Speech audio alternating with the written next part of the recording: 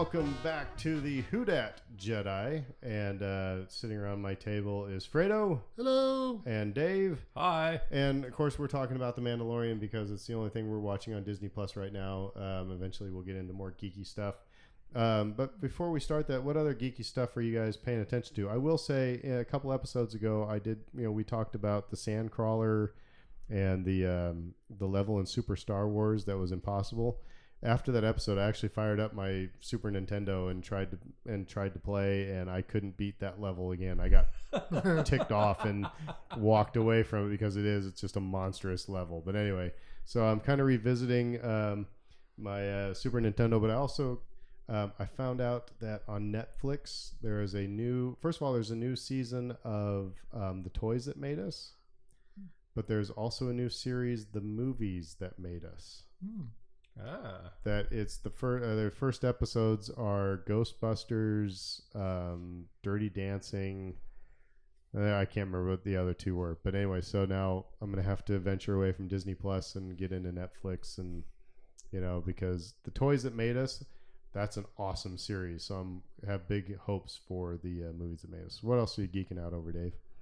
We last night I watched with my wife this. It's funny you mentioned Netflix. It was a documentary on Netflix about music that had sprung from the Valley in California back in the '60s. I can't remember the name of this thing. I'll have to go look it up. But so talking about the Eagles and Linda Ronstadt and stuff like that. Yeah, Mamas and the Papas. Oh, go back a little bit further. Sure. Yeah, and just like all that stuff, and how the Beatles even drew influence from that for Sgt. Pepper, and it was a really really cool documentary. And it was Bob Dylan's kid who was doing it, and he was just going around interviewing all these amazing musicians, and then he ended up having a concert where they did covers of all these cool tunes, and so they interspersed his concert into it as well. Oh, cool. Yeah, it's really neat. So I recommend that if I can figure out the name of it. Speaking of which, I know it's not the Valley, but next time I go to Los Angeles, you go to Anaheim every now and again, Fredo. Did you know that in downtown Los Angeles there is a place called Scum and Villainy Cantina? No. And it's a bar that looks like the cantina from Star Wars. So I need to go to that. Next time I'm there, I need to visit it too. Yeah. Anyway, all right. So what are you geeking out over? Been catching up with this Dark Materials over on HBO, which is, if you remember, about a decade or so ago, there was a movie called The Golden Compass, based on this young adult series. HBO's taken it. They're making a show about it. They're up to episode 4, which was actually the best episode they've done. Lin-Manuel Miranda just came in. He plays this aeronaut, so like this airship pilot, whatever, and so he's trying to team up with this little girl as they're trying to find missing children that are being taken by the powers that be for nefarious purposes. It's a very dark young adult fantasy novel. It's very interesting. So, but it's interesting watching Lin-Manuel Miranda and go like, not as Hamilton, and it's like, oh, okay, you're not Hamilton here.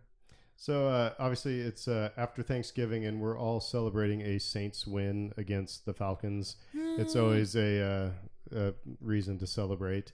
And Dave, do you have the clip of the best play-by-play for the best Saints play that has ever happened? This is, go ahead and cue it up. What do you got? Super guten Job macht. Er war der Headcoach bei den Raiders damals. Da sah es nicht so gut aus als Headcoach. Interception! Matt Ryan! Oh mein Gott! Wie eine Puppe gibt er ihn den Stiffer ab und er fliegt auf den Boden. Hör doch mal auf. So that was the German broadcasting team with the stiff arm from Tuttle to Matt Ryan. And one of our friends mentioned this, said, let's talk about this for a second. Why did Matt Ryan think, what was he thinking about? He was going to tackle that big guy? It's like, thanks for making the effort, but it's not going to end well for you. I don't know what he was thinking. But it is now the gift that every New Orleans fan has on their, if they're having a bad day, they'll just go to it and watch Tuttle stiff arming Matt Ryan into Flat Ryan as I saw. Absolutely. There. I mean, it's like our version of someone getting posterized on the basketball court. Oh my goodness, it was so joyous. So Thursday was Turkey Day and Saints beating the Falcons Day, and then on Friday we had the new episode of The Mandalorian, and had a new episode of The Mandalorian. We had episode 4 called Sanctuary, and we're here to talk about that. And let's just start off with the elephant in the room on this one. We haven't talked about this since you guys been at my house, but I will say, first thing I thought of when this thing opens up was the farmers are being attacked by orcs. If this thing is going to become like Lord of the Rings, I'm going to start to lose interest, because I know there's only so many aliens you can do in Star Wars. I get it, but those guys look just I made like an orc orcs. comment as well. Yeah. They behave rather orcish. And the thing that I when I'm watching this series, and it's like and I'm going to bring it up a couple times as we talk about this episode, as I look for moments where I'm taken out of the movie, and I will say, and this will kind of, I'll talk about it a little bit. There's even moments like in Empire Strikes Back where I'm taken out of it. It doesn't make it necessarily that, okay, now I don't like Empire Strikes Back, blah, blah, blah, blah, blah, just because I'm taken out of it. But I think there are choices that we make, whether it's, any creative choice, that when you think about your audience, you could end up taking them out of the experience you want. And that was one of them, where it was just like, and so in this, so it's like, oh wow, okay, we're orcs. So I'm kind of like, automatically I'm being sarcastic. And then, so now they're swooping up all of the krill, and they're getting all this stuff. And then the one orc goes and kills a droid. He zaps the droid, and he's like, "Bah!" I'm like, really? That's what you're celebrating, is that you zapped a stationary droid that has no chance of escaping. But so anyway, those are just moments that took me out of it. But anyway, so the farmers are attacked by orcs. This is obviously just a setup of, hey kids, this is where we're at for this episode. Yeah, the moment that I start playing and you see the idyllic farm and the attack by the raiders, you're like, my immediate thought was, okay, this is going to be our Seven Samurai, the Magnificent Seven, Three Amigos episode. El Guapo comes in. That's right. That orc was El Guapo for this episode. I had not thought about that until 30 seconds ago before we hit record, when you mentioned that. But it's that was their own personal El Guapo. That actually is a scene. I mean, we could cue it up from Three Amigos. That's just funny. Exactly. Yeah, and I do have to take the temperature of the room. Have you guys seen the Magnificent Seven remake that came out a few years ago? I haven't seen the remake. Not yet. Okay. It was good. I liked it. I mean, I wouldn't compare it to the original, but obviously with this story, I mean, this is Seven Samurai. This is the Magnificent Seven. This is, half the Westerns you've probably ever seen on television. Mm-hmm.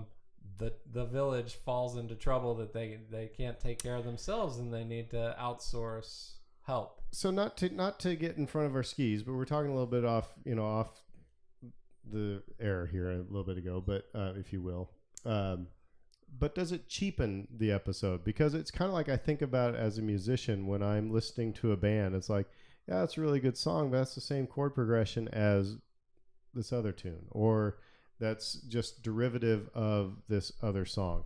And so I may like it, but you haven't created something new. You've just kind of taken the Play-Doh and put it over the top of the silly putty and put it over top of the comic and stretched it out a little bit. You know what I mean? Does it cheapen? Is it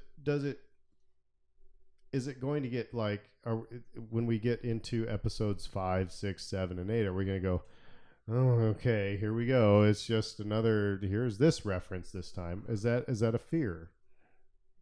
Wouldn't call it a fear for me exactly. I know that I enjoy it, and I think like there's value to be derived from seeing something new. I mean, it's kind of like, sorry to interrupt, but it's kind of like that whole episode. The Simpsons did it. the South Park episode where, hey, we're going to do blah, blah, blah, blah. And then the one kid goes, Simpsons did it. And then they all become the Simpsons because, there's no new plot devices is basically what, the South Park people were talking about. But sorry, I interrupted you, Dave. Oh, that's fine. I think the newness that we can derive from it is the fact that it's set in the Star Wars universe. We've leaned into these Western motifs in the past, but I don't know that they've told this story yet.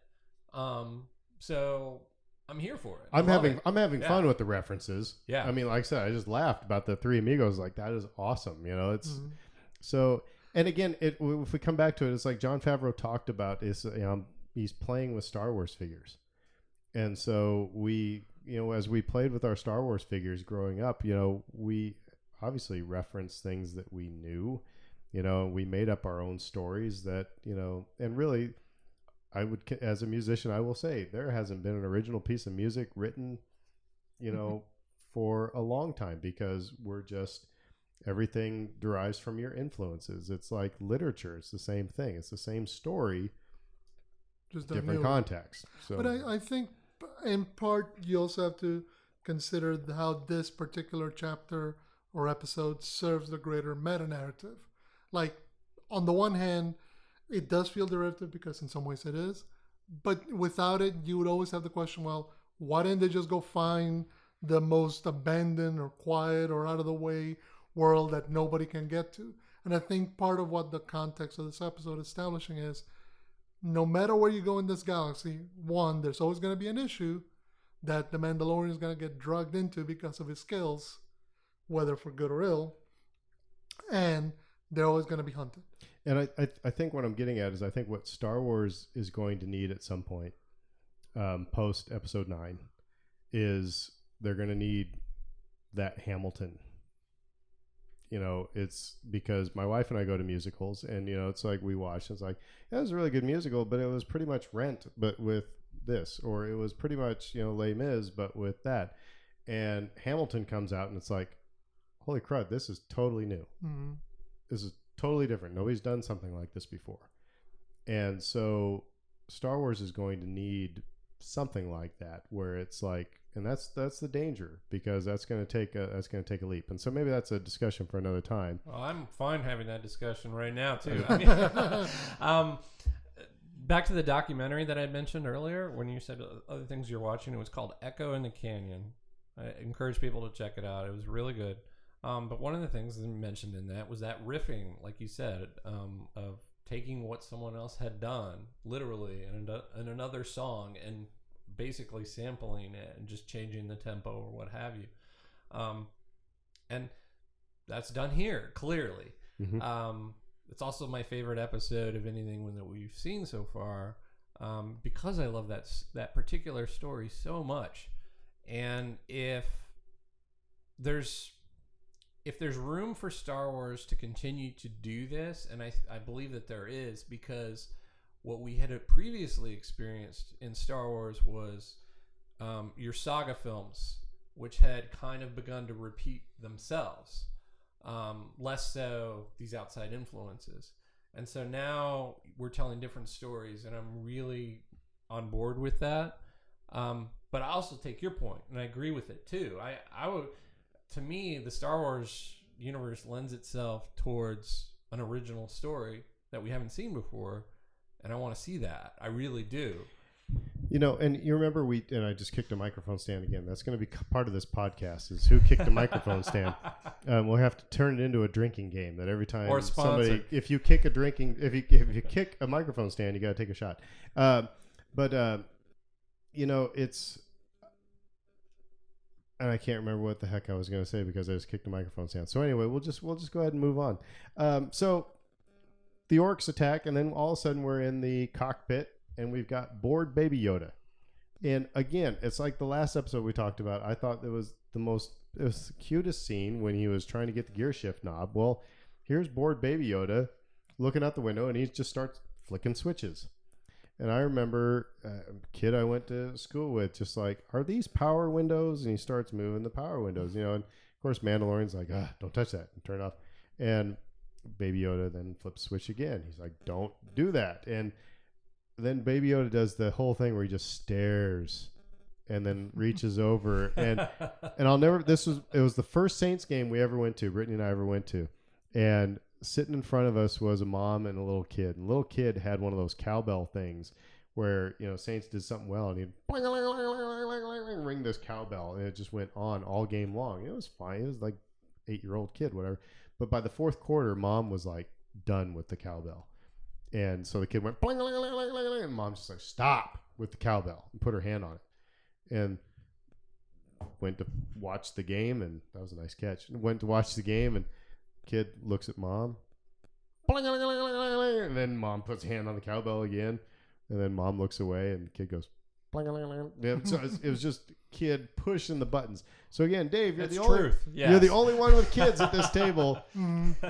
Have you experienced this with kids in the car? Multiple times just within the last week because the kids have been out for Thanksgiving. Where they stare at you and like, I am going to do this because I know it pisses you off. In the same room as the parent will watch you to look to see when you're distracted, looking at your phone or whatever, and will wait and patiently for you to be distracted so they can act out again.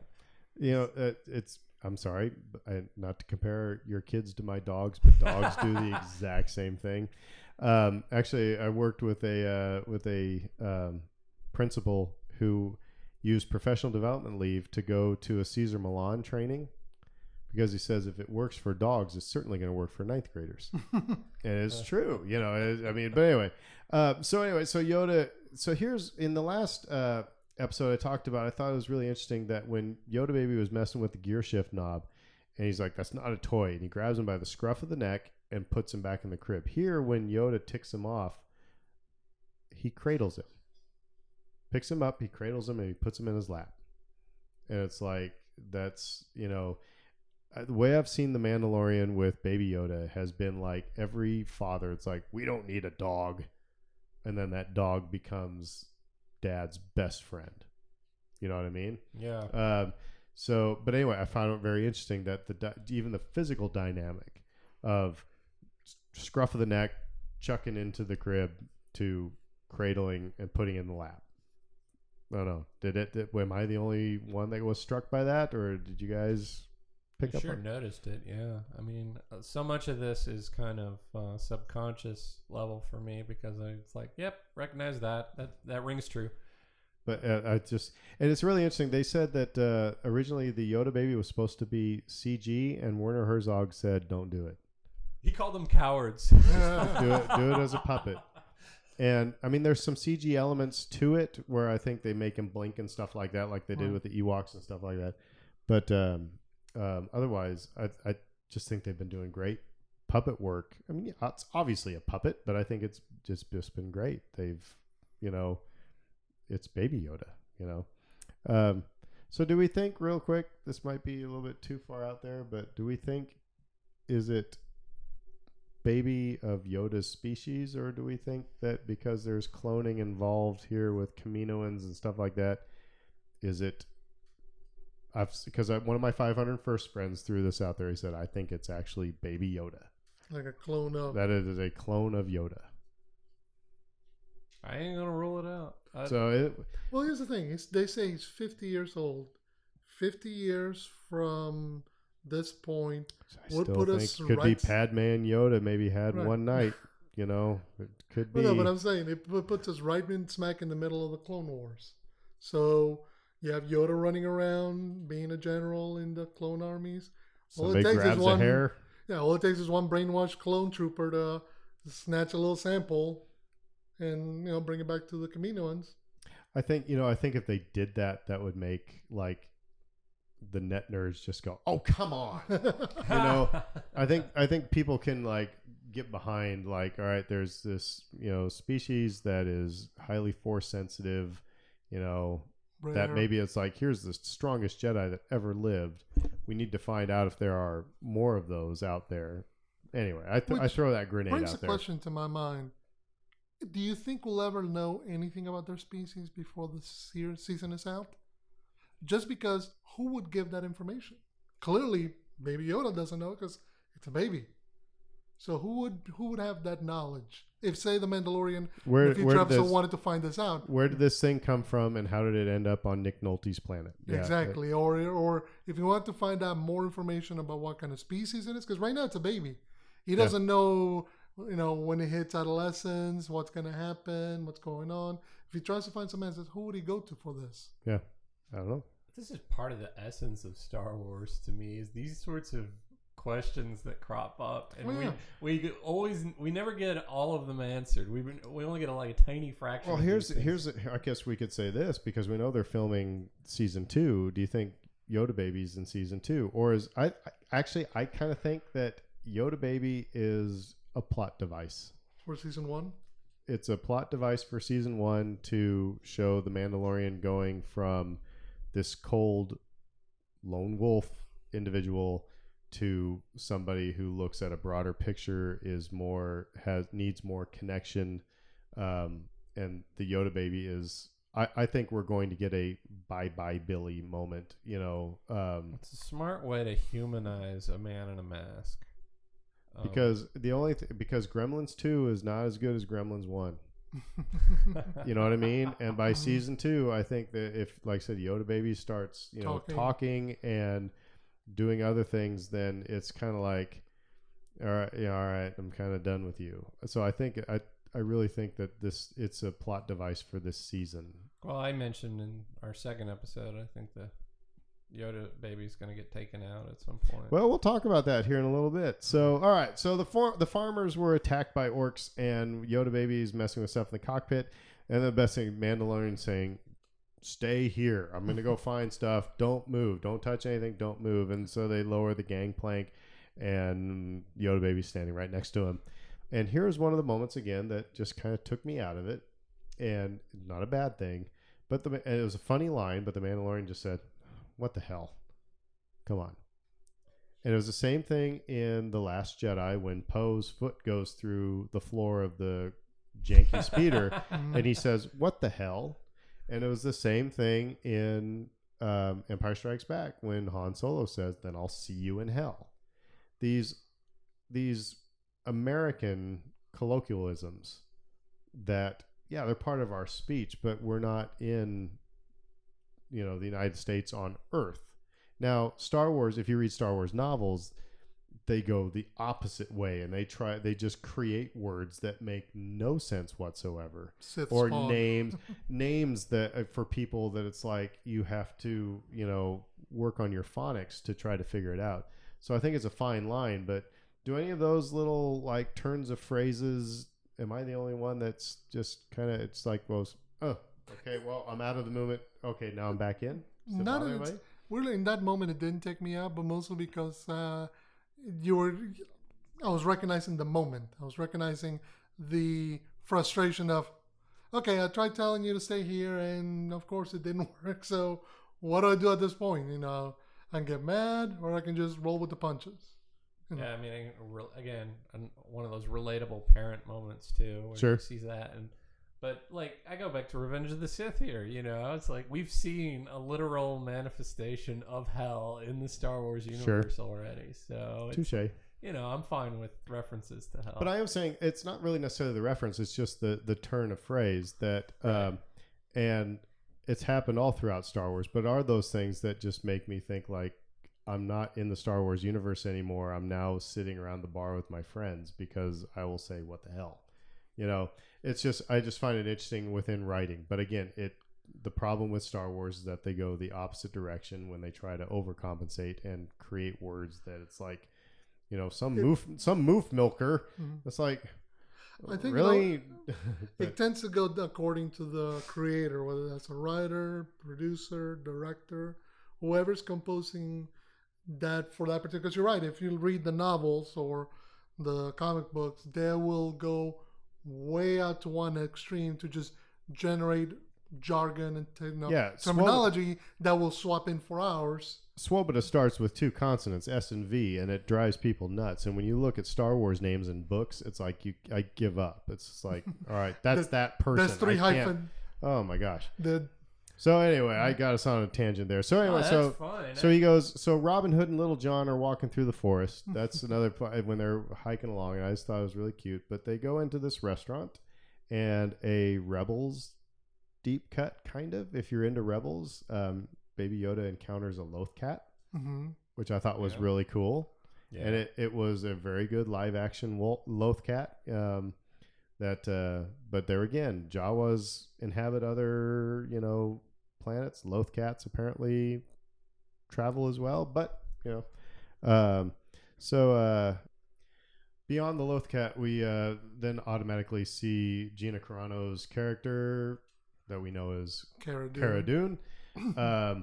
So he then sits down and the waitress comes over. This is obviously like if you went into small town Kansas or small town Nebraska, and started, but you're from the big city and you start asking quick because the waitress was like, why are you throwing all this money at me? Type of thing. It was kind of interesting. But Cara Dune obviously stands out to him as well because he asks, how long has she been here? So they have their big fight. And once again, we get the cutest Baby Yoda thing because, here they are pointing guns at each other and they look and there's Baby Yoda drinking his soup. And the next big meme moment of The Mandalorian, Baby Yoda just standing there with a cup of soup. It's just one of those things. It reminded me, I was watching on Disney Plus, Empire of Dreams. They've got the documentary there from the original saga. And I love that documentary. Yeah, and Irvin Kershner said with Empire Strikes Back, he said, I knew I needed humor, but I couldn't have gags. And I needed a love story, but I couldn't have a lot of smooching, a lot of, sex scenes, stuff like that. But I needed humor and I didn't, but that's one of the things that Baby Yoda does with this show that could be very, very, very, very dark is gives you that moment of levity, Yeah. By the way, as a personal story, it was kind of funny because, when Cara Dune and the Mandalorian are fighting, that's how I met one of my best friends that from elementary school up through high school. You tracked him outside of a bar and no, fought him? No, it's that we got in a fight in recess. It was, we were playing football and he hit me in the chin or something. I pushed him, he pushed me, and by, fourth period, we were best friends. So it's kind of interesting. So then she sits down and gives a little bit of her backstory. So Dave, you want to talk about what you think about Cara Dune's backstory? Anything strike you? What she was? I mean, I didn't. There wasn't a lot there that made me feel particularly drawn to her. I like your analogy there of coming to a fist fight and then becoming best of friends afterwards as a result of that and finding a camaraderie out of that. I thought that was really cool. It's a nice touch. Well, it kind of also reminded me, it's like we had a cat that was the most like vicious cat to anybody else except for us. And one of our friends came over and actually picked him up and sat him down on his haunches. And he just kind of looked at her like, well played. There was just this respect that I think the two of them, because they had a huge fist fight, which by the way, Gina Carano, I think she did all of her stunts, and I'm guessing that's not Pedro Pascal throwing punches. But wouldn't think so. Did they really get into her background as to why she was on that planet in the first place? They mentioned she, after the fight when they're sitting down, they mentioned that she saw most of her action post Battle of Endor, trying to mop up Imperial warlords and Imperial outposts, and she says that for a while that was fine, but that then at some point the politics within the New Republic shifted. And they became far more difficult for her to disperse, determine what was the good and what was the bad, or who was the right and who was in the wrong. Well, and it seems like she just left it all behind, i.e. she defected. Yeah, he asked that how'd you end up here, and she said basically early retirement, So she left it very vague. I am still skeptical. I love her character. I'm still skeptical because of, we'll talk about some other things coming up here, but just makes me, I'm not sold that they're on the exact same team. But what's interesting is that they use her as a conduit to present the shift in dynamics within the New Republic, meaning everybody was united and everybody had one goal when it was the rebellion, when everybody was together. And I think some of the books after or came out at the same time as Force Awakens kind of touched on that idea of the moment that the rebellion became the Republic, meaning that they gained the power over the galaxy. Invariably, allegiances shifted, who you could trust shifted, and people were no longer on the same page.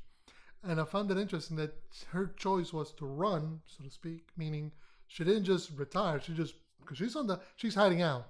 She makes it clear, I'm hiding out of here. I agree with that. You go find your own planet. This is mine. And thus, who's hunting her? Because it's not the Republic. Now, this is three guys sitting around a table talking about this, so I'm not going to lay claim to this. I agree with her. My wife pointed this out. The one thing she really liked was that Cara Dune was dressed reasonably. Wasn't like Wonder Woman in this, skimpy, thing, running around kicking ass, but showing enough to make everybody. She was in. They're treating this character. I mean, I really enjoyed her character because she really is. She's strong. They have the moment a little bit later when she said "nice bedside manner." You know. So anyway, I think it's a really good character. It'll be interesting to see if she is kind of a Han Solo at the beginning of Episode 4, where good guy, but I could also shift and move. Right. Well, and it's interesting because they make her. I mean, they leave on good terms, but they also establish that she's a capable fighter, that she knows what she's doing from all the experiences of fighting in with the rebellion. So she knows kind of how to take care of herself, and it's more about what's after her. Because it's clear there's something after her. We just don't know what it is.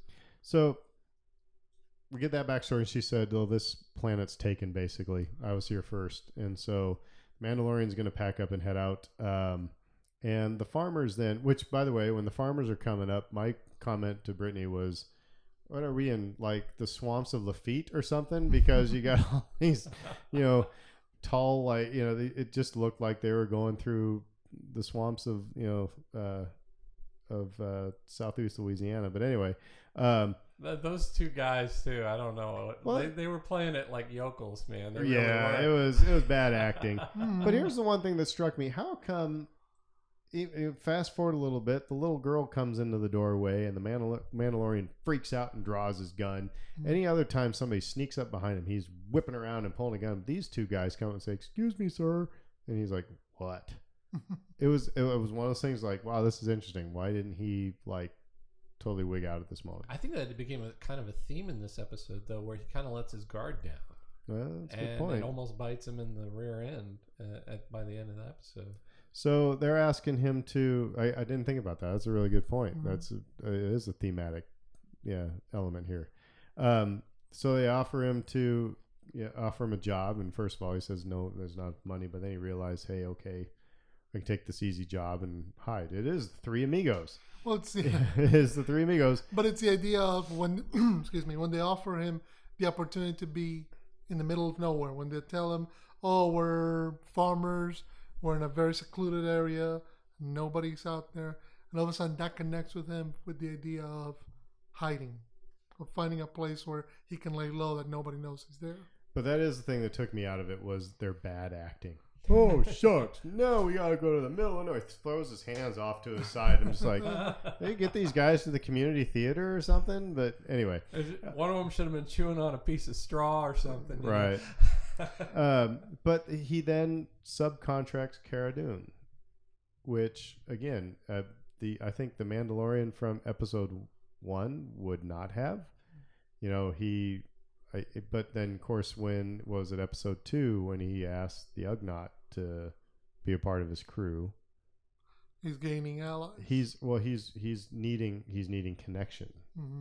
He's needing that. He's got Yoda baby, but I mean, to have somebody who is of can be a fighter who is, nice to talk to and stuff like that. I think he just needs connection. Well, and from the position that his initial assessment of the job is can't be done, shouldn't get involved. These people are out of their depth. And then when he agrees to take the job, he recognizes everything I thought was still true, so I need help. And the only person he can trust is the one person he just went 12 rounds with, and that he knows that is a capable fighter. Because as far as he's concerned, the farm yokels are not going to be any help whatsoever in this. So, and he can't, whereas before he didn't have Yoda baby, so he could probably go and do whatever he wanted. Now he's got to be more responsible. And thematically, to what you were hinting at, Aaron, I tend to agree. I think that it's purposeful. That we're trying to get to this idea that this character's growing. Like why are we telling this story to begin with? So we want to see where this character goes and grows and becomes a more complete person. And through the lens of the Mandalorian, who are these, loner types, they wear their armor, literally. Mm-hmm. For them, growth would be through human connection. And so it makes sense for them to explore that, especially in season 1. So as they're going away, so they decide to take the job, and Mandalorian then leans back, on just to hands behind his head type of thing, leaning back, and then they show Baby Yoda doing the same thing, which that happens with little kids and their fathers. I mean, but I find it interesting that they took the time, and I have to back up. I used to be an instructional coach where I'd go into teachers' classrooms and just watch them teach. And then we'd have conversations, and it'd be like, so I ended up noticing things that other people, like I would ask, why did you choose to do X, Y, or Z? And the teacher is like, well, how did you even notice that type of thing? It's just so now when I'm watching this, I notice these little things. Why? And I wonder, so I understand Baby Yoda mimicking the Mandalorian, but the next thing they show is from Baby Yoda's perspective, looking up at the stars. Right. Why do they need to show that shot? Because they could have just cut straight to they're in the village now, but they take the moment to show Baby Yoda leaning back and looking up at the stars. I don't know if we have an answer for that, but I just find that a very interesting shot, that why did you do that? Because there's nothing cinematic about it. It has to be, Thematic. I mean, it felt natural to me. I don't know, maybe because I thought this child has been not exposed to that so much throughout its life, and it's you don't get to actually look at the stars and enjoy the stars and smell the roses. Because is this also, I just thought about this, is this Yoda, chastising Luke all his life as he looked away to the horizon. Mm-hmm. Here's a Yoda, and the point looking off to the horizon. Yeah, well, I mean that's a fun thought, but I also feel like the point that they bring up later in the episode too is just he begins to feel like he could leave this child here. And why does he begin to feel that? So Yoda saying, I dig it here. Yeah. This Baby Yoda saying, I dig it here. Yeah, and I think that's part of establishing that. But I also think, and you make a good point there, regarding the kind of life that it's probably had up until this point. Right. More than likely it's never been out of its crib for long. It doesn't seem like it's ever had any kind of connection with any other being until the Mandalorian. So therefore now it's getting a chance to kind of stretch out and be a kid. Right. So we get to the farm village, and the kids love Baby Yoda. They'll want him for Christmas. I love the shot because Baby Yoda takes his hands off the rail, and what I said out loud was, "All praise me." It was it was buy my merch. So here's another thing that just kind of took me out of it. And again, not a bad thing, not saying Mandalorian sucks because this took me out of it.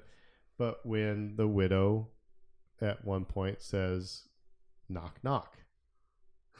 She's at the door where, they put the Mandalorian up in the barn. But anyway, she's, bringing him some food or whatever, and she says, knock, knock. I mean, that's an idiom from, that's here. right. See what I'm saying now, that these little things, now you're going to be like, damn it, Aaron, because you're going to hear these things when you watch, and you're going to go, but it is one of those things that just. But I'll say that, I mean, the way I took it was, okay, she's announcing herself in a way. Well, I get that. No, because they've already established that he'll get jumpy if his guard is down. So he's comfortable there enough, so she's doing something, and it's also allowing to build that rapport. I suppose, yeah, that's a good point. But like I said, maybe I know I'm making a mountain over a molehill, but those are just little things that I notice in writing where it's just like, For me personally, things like visual effects and some of the musical cues, those are the kinds of things that can really pull me out of the moment. And with these character, idioms and things like that, usually don't bother me. I'm trying to think of an example that really does. But so let me ask you this: while you're thinking of one, what did you think of the music in this episode? Because I thought it was probably the best music-wise episode of the whole series so far. Because you got various different takes on the theme music. Yeah, whether it was in the village or whether playing it on a flute, they found ways to kind of mix it in different instruments and different tones so that it could fit what the situation was happening in the moment. I enjoyed it too. I feel like they folded that end theme in, and like the certain cues from that theme they folded in at varying points, and they didn't. And we talked about this in the earlier episode. And again, I don't want to say that you always have to take original themes, but it's like when the music needs to be not an afterthought, which I think the beginning of Rogue One, the music was an afterthought. It was like, we just need music there for the title theme. Put something bombastic on the. That's what a lot of movies do. Is like, we need fight scene music, so they grab the cartridge that says fight scene music and they put it in. Where Star Wars, it's purposefully composed, and so it'll be interesting. I'm with some of the other people. There's another podcast I listen to, the Resistance broadcast, that they've been saying, can't wait until we get some of the behind the scenes making of type things. That will be so interesting, because I want to see what this composer, what his thought process was. I agree with that, and I also agree with what you were saying earlier, which was just the references to other works. How much of it was intentional? How much of it wasn't intentional? Those kinds of things. I love to have those questions to answer. So the widow knock knock and comes in, and we learned some things in this conversation. First of all, Mandalorian is a first time parent. I loved it when it was like, I've seen many of my friends as a first time parent. I'm sure you with 3 kids, that by the time you got to the third, it was different than. Well, we just had a dog break into our podcast. This is awesome. But it was funny because she's like, can I play with him? And first of all, this is the first time they use gender pronouns with Baby Yoda, so we know he's male, because now they're saying him, not it anymore. Again, something you pick up on. And Luna just broke in again. It's all right. She can come in. It's fine. She'll be fine. I can lock the door. Nah, she'll be good. But my dog broke in, so that's what happens in this podcast. Somebody will just have to pet her. You've got a velociraptor for a dog. Harry. Yeah, that's right. But so it's again interesting that they use the gender pronoun him. But anyway, that's beside the point. But we learned he's a first time parent, so it was like, can I play with him? Yeah, sure. All right, come follow me. And they're going to go outside, and he's like, I don't think that's a good idea. And the widow says, I'll be all right. Be fine. I don't think. No, I'll be fine. And so he's got that. I mean, it's like probably with your first kid, it was like, I'll never forget when my nephew, first time I was playing with my nephew, and I'm tossing him up in the air, and my sister-in-law says, we don't normally do that with him. I was like, really? Tossing him up in the air. I ignoring her, because I could tell she was really freaked out. You're chucking my kid in the air. I'm not going to let anything happen to my nephew, type of thing. But so obviously he's a first-time parent, yes. And he's taken on that parental role now. It's not grab him by the scruff of the neck. It's like, I don't think that's a good idea, because what's going to happen to him? We also learn a little bit more of the rules of the helmet. He hasn't taken off his helmet in front of somebody else since he was about 9-ish. And he's not Mandalorian by birth. So the Great Purge, I don't know if what the flashbacks that we're seeing, if that has anything to do with Mandalore. If that has anything to do, because he said the Mandalorians took me in and I'm very grateful. And so he's not Mandalorian by birth. He's Mandalorian by choice, and he's following their rules. So what is this? I'll just throw that grenade out there and drink my beer. It's interesting because at first, I mean, it makes sense. There has to be rules after you established in the last episode about how you can't take your helmet, you don't remove your helmet, you don't have it taken from you. And then, of course, it leads to the natural question of, wait a minute, how does this person eat? How does this person, shower or whatever?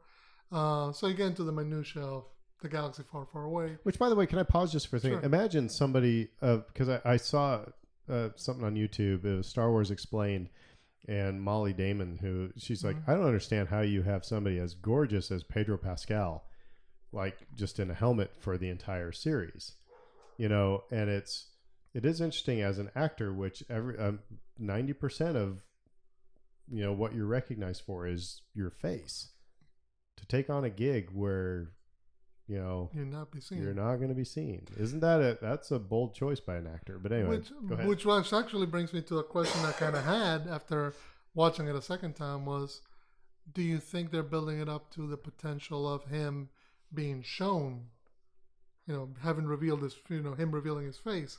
Because on the one hand, you wouldn't think so because, again, Mandalorian and everything. But on the other hand, you keep hinting at his helmet's never been removed. He hasn't taken it in front of anybody else. I think eventually, I think personally, eventually what's going to happen is that he's going to be, hey, nothing against you Mandalorians, but I'm my own person. Right. I am not a Mandalorian by birth. I appreciate everything you've done for me, but, obviously there is an intimacy that's been created between he and this widow, that's, that painfully obvious in this, and there's a desire for him he wants to, but he, keeps the helmet on and everything. But I think eventually he's going to be, making his own rules. Dave, Oh yeah. Yeah. My wife verbalized that at one point during the course of the episode. We're just like, I want this to end with him back on this planet with this widow, with his helmet off. And I'm like, I would make for a kind of a nice ending this season 1 at minimum. So they so the Mando and Kara go tracking and they find ATST tracks. Train tracks. Had a driver's ed teacher who we were driving. He's like, hey, a train just went by here. And the kid driving said, how do you know? He said, can't you see its tracks? But anyway, they find ATST tracks. And so, yes, he breaks off the Jabba door knocker thing, but you're still going to get some callbacks. I mean, it's understandable why this tech is around. I mean, yeah, it's very Mad Max-ish type of thing. You know what I mean? It's like post-Empire and the technology, it's kind of like the fall of the Soviet Union. After the Soviet Union collapsed and all the military bases were raided throughout, the former, Eastern Bloc nations were raided by everybody and sold off because, hey, you want a MiG? We got a dozen of them. You want a particular attack helicopter? We got 20 of them. And we got to get rid of them because that's really the only thing we have for sale right now. But I love it. They go back to the village, and it's very much like when he's trying to negotiate with the Jawas. He's like, do you understand this? And he starts, shooting his flamethrower or whatever at him. He gets always a bad news. You can't live here anymore. And it was like, I was just like, that is... And we're not seeing any facial features, but we're getting his character. And there is he's straddling a line of being very compassionate and being very Mandalorian. If you ever watch the Rebels, they'll say there was one time where Kanan is training Sabine how to use the Darksaber, how to use saber skills. And he's complaining to Hera about it. She goes, she's just so Mandalorian. Because there is that, just direct, you know, The discipline. there's no gray area, you know, bad news, you can't live here anymore. And Cara Dune says, well, that's a nice bedside manner. So I think first of all, I don't think IG-11's coming back. I think Taika Waititi is going to direct something. I don't think he's coming back, but I think Cara Dune is going to be what we hoped IG-11 would be. She's going to be that, you know, buddy cop, right, fellow bounty hunter. It's going to be everybody's got that best friend that was the yin to their yang. You know, it was, you know, the best friend who either got you into trouble or, you know, kept you out of trouble. And so I think she's going to be that, because if you see their press junkets, it's always, you know, Carl Weathers and Gina Carano and Pedro Pascal, and then the directors. So, you know, those three characters are going to be sticking around. So I don't think that IG-11 is going to be around, but I think she's going to be that yin to his yang. So, anyway, so she, and it was funny because, you know, so then she's talking about there's no way you can take down ATST. And my word to Brittany was, they need to get some Ewoks. You know, yeah, that was my first thought too. You know, like they Ewoks figured it out. Yeah. Hey, they have plenty of trees. All you have to do is build a trap.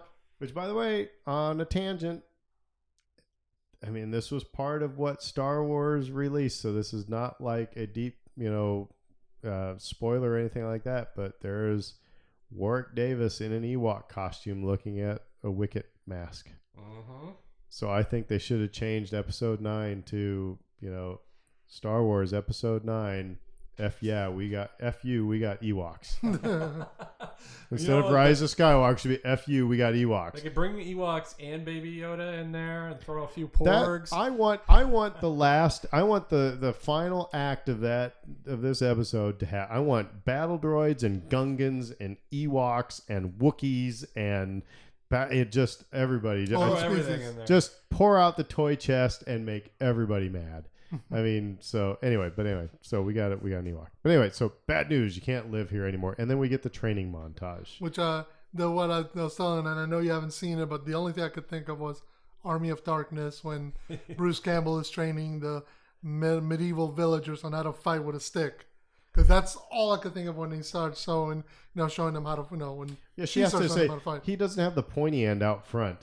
That's she's like, you know, pointy end out front. Exactly. Dude. He's like, yeah. So these are really backwater farmers. But anyway, go ahead. This is my boomstick. Exactly. And it's interesting that in that moment she's like, okay, who knows how to shoot a blaster? And the widow raises her hand up, and not only can she shoot, she can shoot rather well, which immediately started making me think, are you like Cara and the Mandalorian? Are you a native of this found village? some place to hide. Exactly. She didn't say my grandparents seeded this. No, she didn't. This place. She's there with her daughter, and that's all you know. And she's a member of this group, but that doesn't mean that she didn't do what they're trying to do years prior. You know, for all we know, she might be an Imperial officer. She might be a rebel officer. She might be somebody else who found this little backwater village. Because if you notice, even from the beginning, the very first scene when the raiders and when the orcs come a raiding, she had the quick wit to recognize what was happening. She grabbed the daughter, jumped in the pond. She has survival skills. She had very, the kind of survival skills that the two yokel farmers don't have. Right. And if you believe the angry internet mob, that makes her Mary Sue, apparently, that she's competent. She's a competent woman. We can't have that. But that's just it. I'm like, you had known nothing about her. So for all you know, she what? might be a former Grand Moff who knows how to hold her own. That's and just the thing ran. that drives me crazy, and it's why my Twitter following is who I follow is really well manicured and curated. So I don't see a lot of this stuff. I see, and maybe that makes me ignorant. And I don't dive into comments. You know, when I see a post, I don't dive into comments because I know that's just going to be the worst of humanity. But I don't understand it because I've been, I know how strong my sister is. I know how strong my mother is. I know how strong my wife is. We all have a friend, our friend Mandy, who if I am ever in a scrape, I want Mandy by my side because Mandy will take him down. It's so I don't understand. I have former students who have been in the military, and I don't know who these people are, and it's like who wronged you, and did you, and I think there's a natural apprehension, and this is what I'll say. Sometimes the first time they see somebody doing something that doesn't coalesce or go with their expectations, it blows their mind, and they have to say, "Oh, well, you're cheating. You're cheating the story. You're shorting the system." And you're like, that's not really the case. Just because somebody's providing you new information doesn't mean automatically that what you thought prior is invalid. It just means it's new information. A great scene is, have you ever seen the movie Keeping Up with the Joneses? Yes. It was Gal Gadot and the guy from Mad Men. John Hamm. John Hamm. Was he from Mad Men? Yes. Right? Okay. So anyway, they end up, they're CIA agents or whatever, but they're special agents. So, but they're undercover and they're at this backyard barbecue and they're playing the neighborhood, darts, and the guy's being really chauvinistic and, trying to show Gal Gadot how to throw darts. She's like, "Hey, can I try it another way?" And she just bullseye, bullseye, bullseye, bullseye, because she's trained in throwing knives. It's like, we don't know what anybody's past or experiences are. So that whole Mary Sue thing is just, it drives me crazy. I also think that it shows a real lack of understanding of the traditional Western motifs that we've been talking about, because there's always a widow with a shotgun who knows what to do with it and can take care of herself and has to be able to, because she's living in kind of a rough environment where you're not getting a lot of help from other people. You're kind of left to your own devices, and it's sink or swim. So, for me personally, that makes sense narratively, and it's been a archetype that's been around for decades now. Right. So we get this training montage, and I want like the Karate Kid montage music type stuff. You're the best around. Right. That's, because we're getting these montages all the time. So then the Mando and Cara Dune, they're going to go spring the trap, and they beat down a bunch of orcs and wake up an ATST, because it's an ATST like we have. It's literally, I think, woken up, and it's got big red eyes. And when this happened, my wife just jumped up, and she's like, "Oh my God, it's like Last Shot." And I haven't read Last Shot. None of us have read Last Shot. So Brittany was educating us before this. And so we might have to do some more, thinking about this one, because, the Rise of Skywalker footage that we've seen, C-3PO with red eyes. And we talked about in the second episode where I brought out my C-3PO figure that's behind me with Chewbacca's bandolier and bowcaster. But apparently in Last Shot, there's this thing called the Phalanx, where they've made droids for basically autonomous killing machines, basically Terminators, it almost sounds like, because there's nobody piloting that ATST. We don't see anybody. We just see two red eyes. However, I will say in this whole thing, I'm always thinking about this when I'm watching these episodes. When the video game comes out, we know how to beat the ATST. Aim for the eyes. Right? Well, he threw the grenade or the thermal detonator or whatever into the opening, into the eye hole. She shot him in the eye, first of all. Yeah. Yeah. So, you can interpret that, there was a pilot in there that got blown up, or, it just blew up the wiring or but whatever. I think there is there could be a connective tissue here, because I think it's far too coincidental that we see C-3PO with red eyes and we see an ATST with red eyes, and they released a novel with these droids with red eyes. And who's it? Daniel Jose Older? Yep. He's living in New Orleans. We need to find out. We need to try to get him here. I'm all for it. Yeah. I think I know. He's an honorary member of the 501st, so I think I know how. We need to try to get him here. I don't know if he'd spill it on our podcast, but I think that's far too coincidental. But thematically, it's interesting too because you talk about This is a pretty familiar theme we've been talking about the westerns and the Seven Samurai and the coming together to protect the town. But this is a story that's been in our history. It predates westerns. It predates these Japanese films because it's like a creature. It's like Grendel practically. We go back to Beowulf and you got a monster essentially attacking the town. But also, let's take it to the 5-year-old playing with his Star Wars toys. Mm-hmm. It's not out of the realm of possibility that any of us would grab the ATST and go, "Brarg, brarg," I'm now, I'm this thing. We turn it into because it looks like a robot. So, and that's the thing I like about this series so far is that you can see it's totally feasible that 2 kids are sitting there playing with their Star Wars toys and coming up with these stories. But you know also what I like? I like the fact that it recontextualizes stuff like the ATST because the only point of reference we have, we have a few shots of them in the Empire during the There's a bunch in Rebels. There's a bunch in Rebels, but primarily our primary contact for it is Return of the Jedi. Right. Where we see the Ewoks kind of doing a number on them. So we can get to think, oh no, they're pretty easy to take down if you know. And Chewbacca's Tarzan yells. Exactly. Oh yeah. Speaking of things that pull you out. Exactly. Oh. Anyway. It does. It does. It doesn't make me hate Return of the Jedi, but it does. It's it's the idea of all this military hardware that we saw in one context, but we're getting a chance to see it again as okay, this is all part of that Fist of the Empire element of what allowed them to beat you was they had the most dangerous technology. They could beat you over the head with it. They had the numbers. They could beat you over the head with them. You couldn't win against them.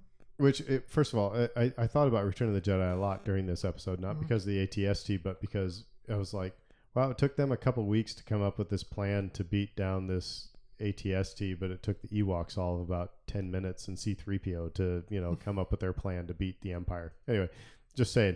Hey, look, Ewoks are military savants. Everybody knows this. But again, it was a kind of a microcosm of Return of the Jedi. That whole theme of it doesn't take mechanics and weaponry. It takes will, and and standing up for what you believe in.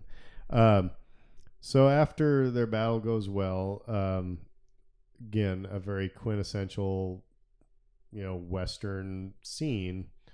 Mandalorian is leaning up against the wall, legs crossed, arms crossed, and Cara Dune is sitting in a chair with feet cocked up, drinking coffee, and again, it just looks straight out of a Western. I don't have any criticism of it, but it's just cool. We have some conversation. We learn more Mandalorian helmet rules. She asks, what happens if you take that off? Do they come kill you? He's like, no, you can't put it on again. I'm like, well, that's kind of interesting. So, it's a discipline.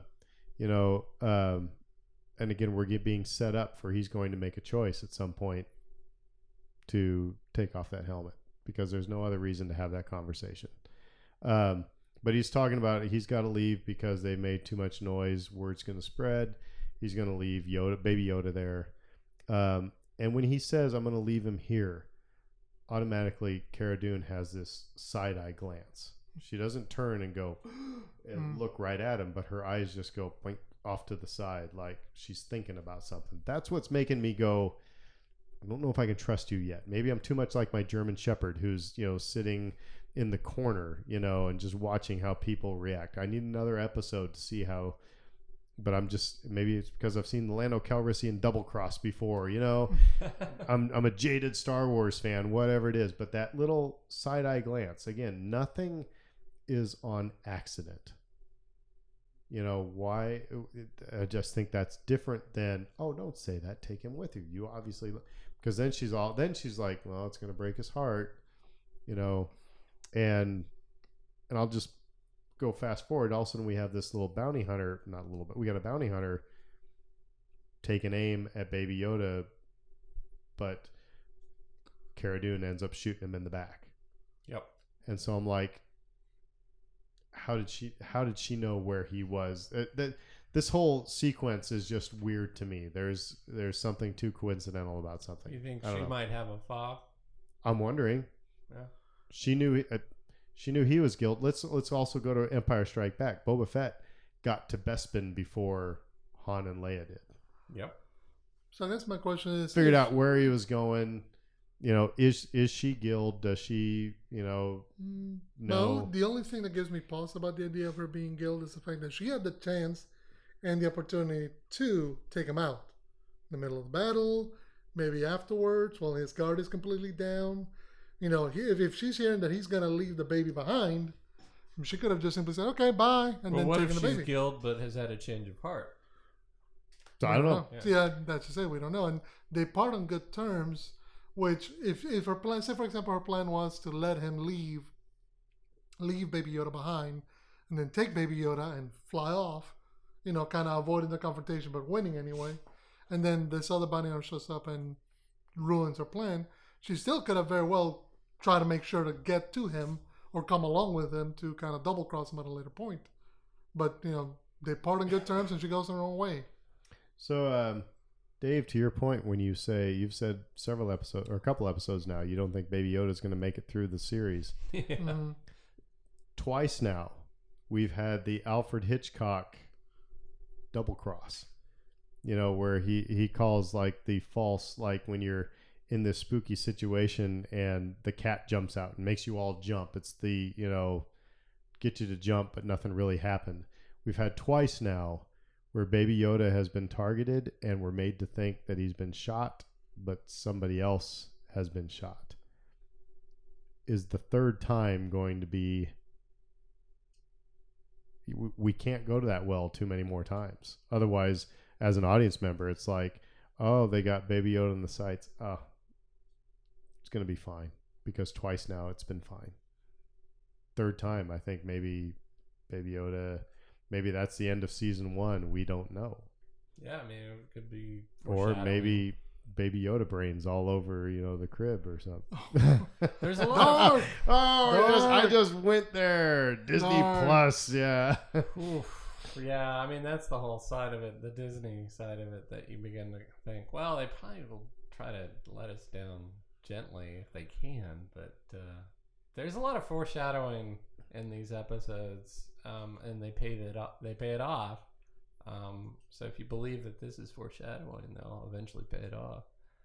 So the Baby Yoda is Baby Yoda's fine. The bounty hunter is taken out by Cara Dune.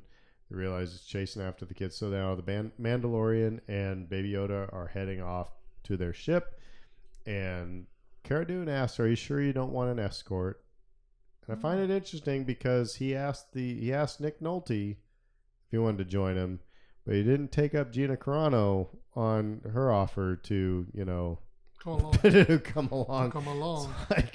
It's like, all right, maybe you need to have better taste there, Mandalorian. But anyway, I think personally what's going to happen in the next episode, this is prognosticating a little bit. It's going to start off with them heading towards the ship. Another bounty hunter is going to come out. Gina Carano is going to save the day and get on the ship with them, and they're a team. That's the way it's going to start. Because she's obviously going to be coming back in this episode, or in this series. You don't have her on the press junkets like this just for one episode. Well, it's going to be interesting because, Dave, you need somebody for the Mandalorian to play off of, and it can't just simply be new characters, because all it's going to do is recycle the same information you've heard. You need somebody who he can build relationships with, whether it's a friendly relationship, partnership relationship, whoever that is. So having somebody on the ship beyond Baby Yoda, right? Because all he can do is talk to Baby Yoda, and all Baby Yoda can do is coo and make noises. So he needs somebody he can play off of that kind of allows him to be his stoic Mandalorian self, but it's drawing him out of that show. The other thing that struck me when they're pulling away, because that last shot is you're seeing Baby Yoda looking at the kids are crying because they're going to miss Baby Yoda and stuff like that. Mm-hmm. And I would too, because it's adorable. But I kept thinking about Yoda talking to Anakin in episode 3. You need to prepare to let go of the things, basically of everything that you care about. Mm-hmm. And Baby Yoda didn't want to leave those kids, but it's like, I just kept thinking about that line. I'm not saying that this is a clone of Yoda or, Yoda reincarnated, which it can't be because the math doesn't add up, or anything like that. But it is that very much that you've got to be able to let go. It's that Jedi mantra of, attachments.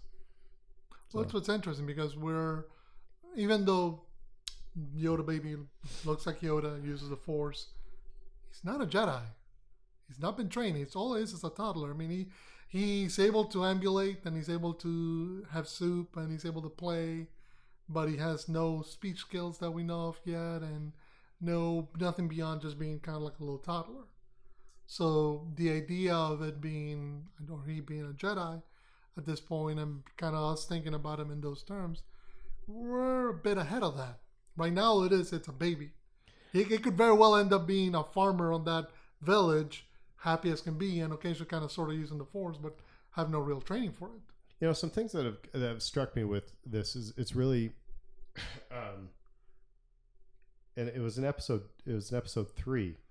I think they're doing some great things with that puppet, in that, like, when they're walking, when in episode 3, when he landed on the planet and they're walking to the client and another ship is landing, the Baby Yoda ears are flopping around because there's a lot of wind kicking up. And I'm just talking about the attention to detail, that it could just be, a cute little puppet that's just cocking its head every now and again, like an Ewok, that would make us, oh, that's really cute. But they're really doing a lot there's a lot of attention to detail here. Yeah, so that's where we're left with. Where do you think we're headed next, Dave? What's the next episode going to be? I've actually been staying away from. There's a synopsis of the next 3 episodes online. I've stayed away from it because I don't want to know. I like what Disney Plus is doing, where it's a week. I look forward to Fridays. My wife and I actually had the conversation. Said, we're going to watch this Friday morning, or are we going to wait until after? We'll watch it Friday morning. It's just, anyway. What do you think? Where do you think we're heading? I love that too. I love that aspect to it. It's communal. We get to sit around the water cooler and talk about this after the fact. So I love that about it. Do you think there's do you see an arc being drawn, or do you think it's episode?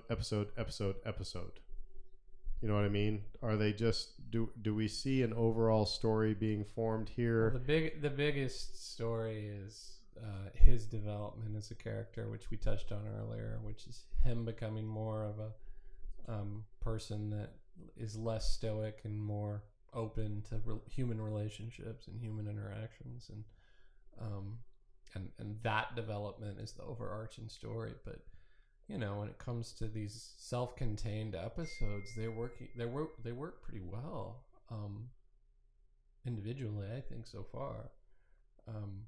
I really enjoyed them on that level, because you can just sit there, come in, watch a single episode, and get a lot out of it.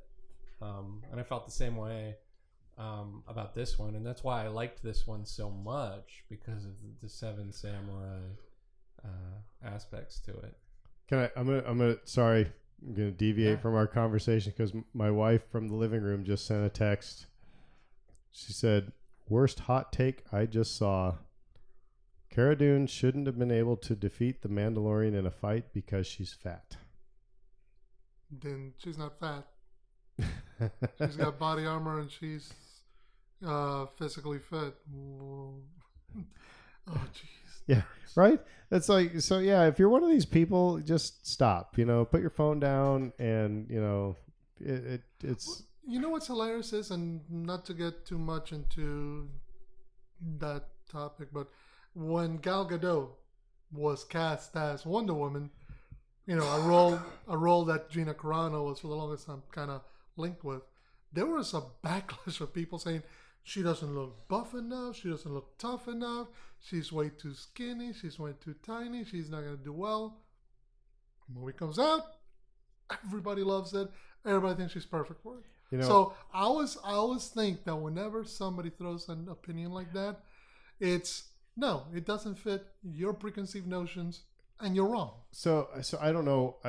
God bless God bless how I was raised, I suppose, because I was raised around strong women, and I'll never forget Brittany and I. One of our first dates, we were sitting there at a restaurant, and I'm trying to debate, or just talk about topics of the day, and she was like, "Yeah, whatever," and I said, I remember this was a quote, and you're might have to bleep this out, Dave, but I said, "Tell me what you think," and from that day forward, and now it's like I sometimes just I gotta go to the bathroom, because I'm married to a very strong woman, and I can't imagine it any other way. And it's like I watch Wonder Woman, I'm like that was an awesome movie, I just and I think about the girls looking to, somebody they can look up to and say I can kick butt like that, or episode 7. I still say the best Star Wars moment for me, and I was born in 1973, so I saw, episode 4 in the theaters, so all of you millennials can kiss my butt. The best Star Wars moment was when that lightsaber flew into Rey's hand. I remember in the theater, that was the first time in a Star Wars movie I went, oh my gosh. It was like, that was awesome.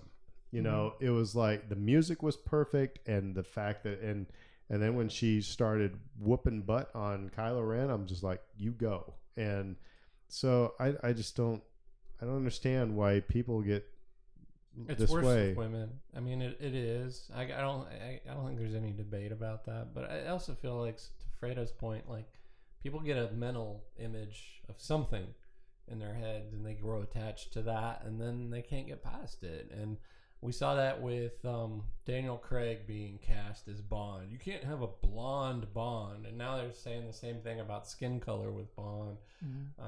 You just go on and on and on and on down the list, and it's like, oh, you can't have this, you can't have that, and it's like, well, yes, you can. You really can. It's all down to execution. It's all down to the performance. It's all down to how everything comes together, and I think that's really the key. It's that it doesn't matter what Gina Carano looks like or what Gal Gadot looks like. Yeah, are they doing the role justice in the way that the director and the writer and the project one needs it to be? If they are, great. That's all that matters. And by the way, to bring us back, sorry, I took us on a dovetail there, but my wife was, helping us out with conversation topic. Did you notice her tattoo? Mm-hmm. The tattoo on Cara Dune's cheek is the Rebel insignia. Mm-hmm. Kind of interesting. But so where do we think we're going from here? So obviously he's heading back to the ship. Are they going to leave the planet? Are they going to be able to leave the planet? It was kind of interesting. After I watched this episode, I went back and I watched the trailers just to see what scenes we haven't seen. Mm-hmm. Yeah. There was one of Nick Nolte patting the Mandalorian on his shoulder. And these might be cut scenes. Yeah. But I'm just wondering where. There's also the one where he's leaving the door and he's shooting down a bunch of stormtroopers. That he's chasing down a TIE fighter. There's things going on. So there's gonna be a point where Yoda baby's gonna be taken from him and he has to go rescue it. And that may be toward the last episode or so. But at the same time, at some point they're gonna be separated and he's gonna have to fight his way back to him. Beyond that, it's going to be interesting to see whether they follow any other tropes, whether they follow any other motifs that we've seen before and just readapt them for their story. Because we still don't know why he was on that Jawa planet in the first place. Mm-hmm. We talked about that on an earlier episode. Like, who are these bandits that had the Yoda baby, and what's their story, and why is the Yoda baby even there? It's like we might revisit some of that. Like I was saying, at some point somebody's going to have the answers of. Maybe not necessarily where Yoda baby comes from, but give us some backstory on his people, on Yoda's race. Now, it is interesting. We don't have a lot of time for a lot of background. I mean, we're at trivia on Tuesday, and our friend Scott his big thing about episode 2 was that we didn't need a full 37 minutes or whatever, 35 minutes to learn that the Yoda baby could use the Force. that was kind of his thing. It's like that whole episode was, even though it was cool to see Jawas and stuff like that, it's like we didn't need all that time to learn that the Yoda baby could use the Force. That was basically the plot point we needed to know at that juncture. So I kind of agree with him at that point. So we're getting close to where it's like we can't spend a lot of time going down memory lane on a lot of these things. So I don't know. Yeah, I mean, and that's also by the nature of the short episodes. I mean, we're talking 30, 35 minutes, give or take, depending on how many And this credits. one was longer, Mm-hmm. which must have made everybody happy. Yeah, absolutely. It gives him more chance to breathe. I think it's more important for the longer episodes in those moments when he's just with the widow, with Kara, just talking, because it allows chance for us to get to know him, how he is. Also, notice the last 2 episodes directed by women. Mm-hmm. Now, this one was done by Bryce Dallas Howard, and then the last one that was done by I believe, Deborah Chow. So yeah, that's where some of the critiques come in too. I'm sure, It's like, oh, this is female directors with an agenda or whatever. Which just, we've already devoted enough time to that. It's stupid and disgusting, but it is. Well, all right. Well, any last thoughts before we part? Can't wait for the next episode. It's going to be an interesting thing because we're looking at 3 weeks or so till Rise of Skywalker. And we're getting inundated with TV spots for the Rise of Skywalker, which there are some interesting things that are coming out in those. We're kind of seeing the same scenes over and over and over again. Mm-hmm. You mentioned it at Thanksgiving, Dave, that is like, I don't want to see too many of those scenes. Yeah. I mean, if I already have the gist. So you got my money. I'm going to go see it. I don't need to see more of the scene because that's why I'm paying you money. There was one I saw yesterday that showed Leia holding a lightsaber. You shut your mouth. Don't tell me more. That was. I'm sorry, they released it. It's not a spoiler.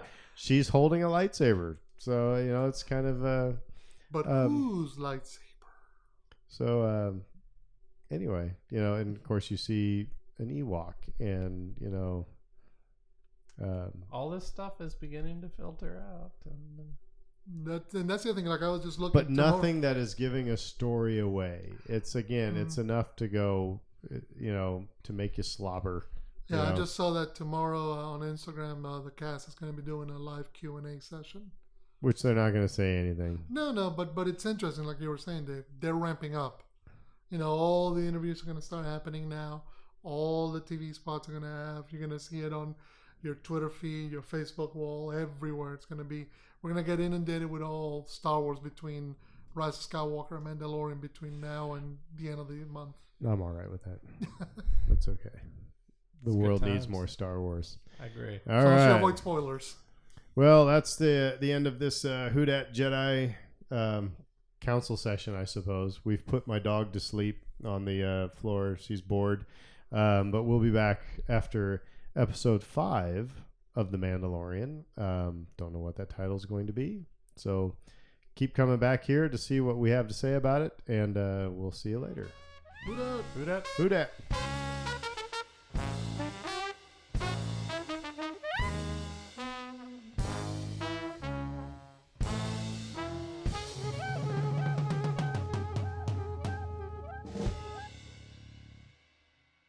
McClunky.